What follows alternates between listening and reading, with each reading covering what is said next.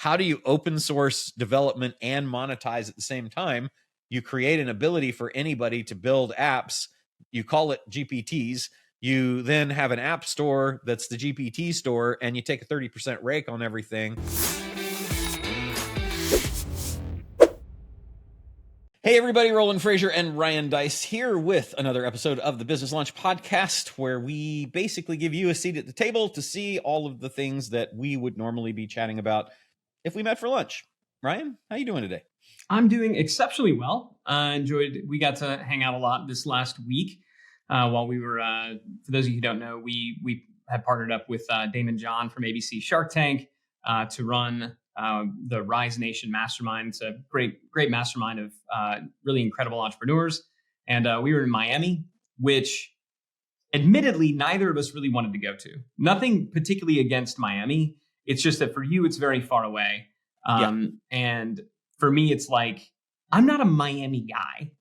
Mm-hmm. You know, I'm like a dad joke guy. I feel like I don't belong in Miami. Like I get there and everybody's like, you don't belong here. I revert back to, junior high, and I'm the kid who's like, can I sit here? And everybody's like, no, nerd, leave. But we had a great time. My own kind of personal, issues aside. I think part of it though is like for me, I mean, I'm ripped. I like to kind of take, put on the Speedo and walk down the beach and, flex. And, it's for those of us who are exceptionally buff. I think that it's it's kind of the perfect place to be. So if it wasn't so far, I'd be there all the time. I think what I'm saying. Just to show off. Show off the gun. So right there with you.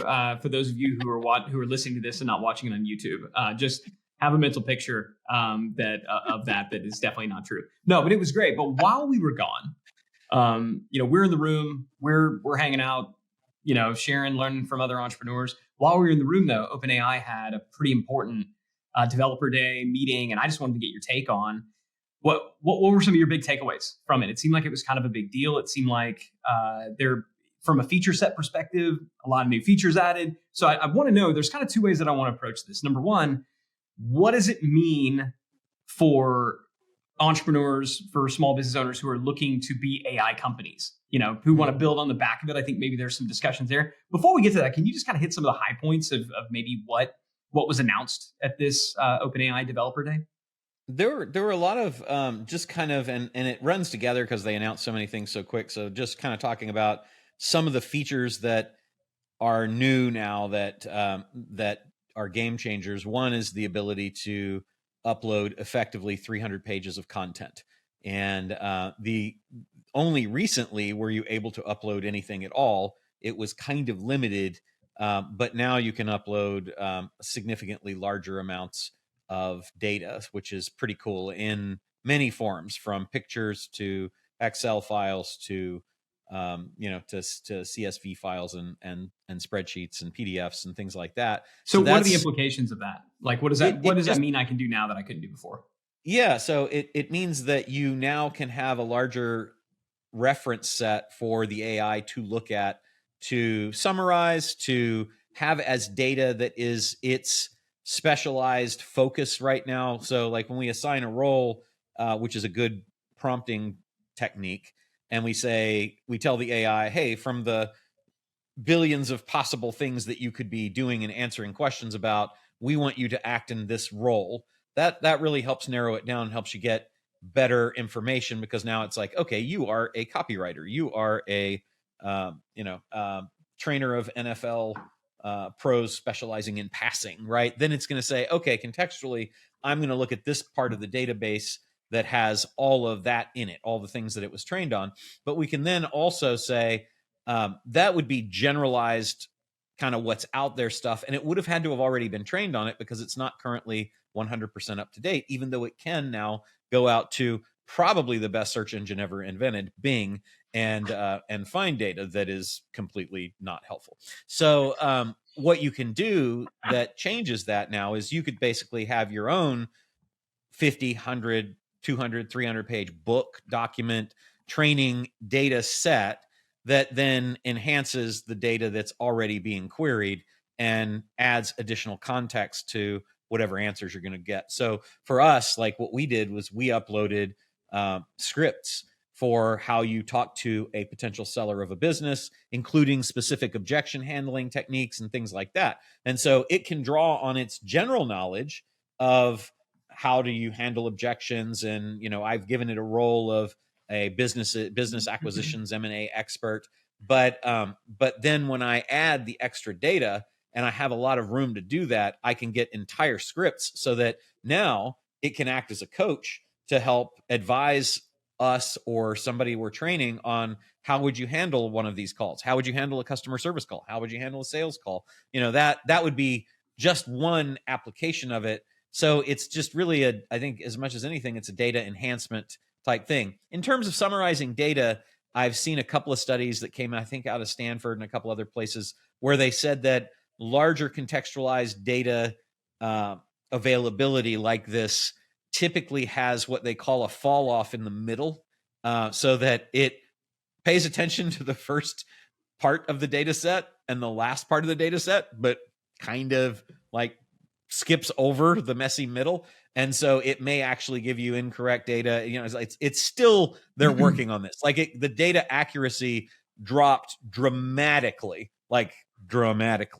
in the middle and then came back at the end. So I'd be careful about it. Like I'd put some checks and balances on it. That was a big one. The other thing that I was probably most excited about, there were two things I was most excited about. One was feature-based, and that was, it literally happened in between presenting in Miami on the thing I just talked about and trying to present it on our group coaching call for our AI program. They changed the interface and they gave us access, and they did it to all of us that were on the call at the same time.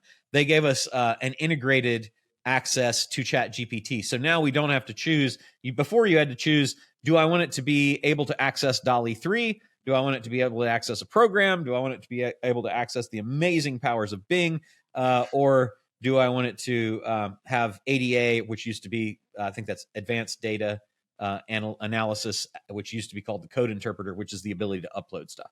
But now we can actually, they integrated all of those things. And so if we want to have it access the internet, upload data and refer to it, and also draw pictures, it will do it all without having to switch. You used to not be able to do that without starting a new chat that was enabled with that particular plugin. So I thought that was interesting.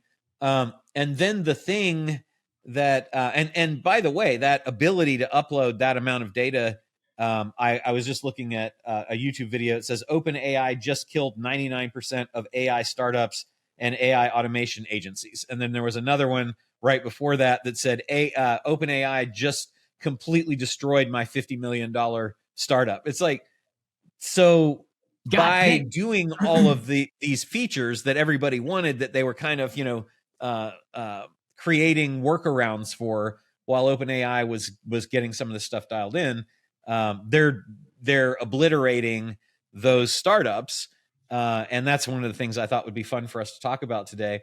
The other thing that they announced to me is why I would absolutely buy OpenAI stock, even if it was crazy overpriced, which it would be.